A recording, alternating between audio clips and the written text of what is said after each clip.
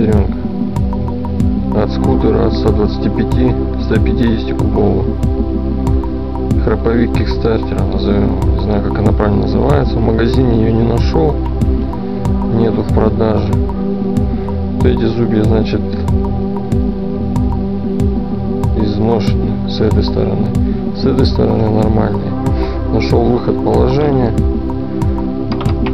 Сточить вот эту сварочку, перевернуть вот эту шестеренку на эту сторону, с этой стороны проварить.